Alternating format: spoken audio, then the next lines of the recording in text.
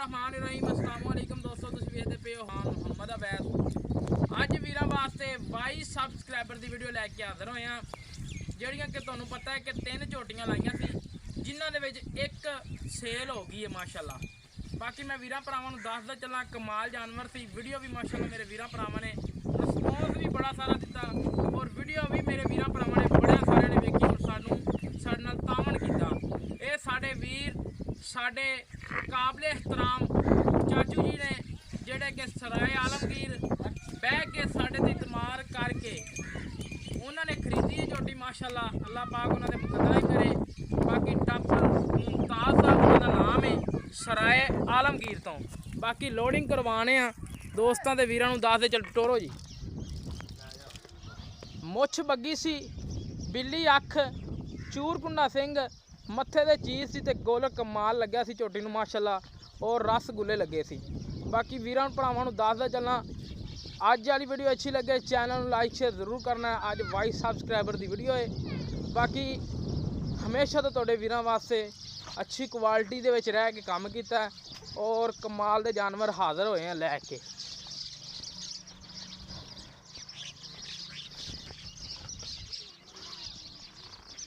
ला दोस्तों माशाअल्लाह टोर फेर पूरा सी झोटी नूं। ये भाजी किन्ने महीने की गब्बन सी? 6 महीने की गब्बन। ठीक हो गए।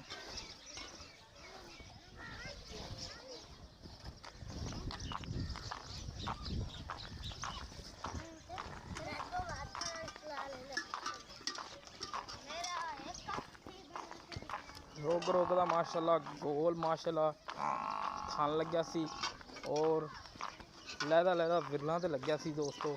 ते कमाल जानवर सी, अच्छी क्वालिटी सी, प्योर नीली दा हीरा सी। पशम झोटी दे चेक करना है माशाअल्लाह। पशम 4 इंची झोटी के उत्ते कद चेक करना है, अगे बंदा टुरया जांदा है उनके हिसाब के मुताबिक चेक कर लो माशाअल्लाह। कद पूरा है झोटी नूं, नस्लजात भी पूरी है, मुछ भी बग्गी है, पिछले खुर भी धोते ने, अगले भी एक खुर धोता है, पिछला भी खुर धोते हुए ने।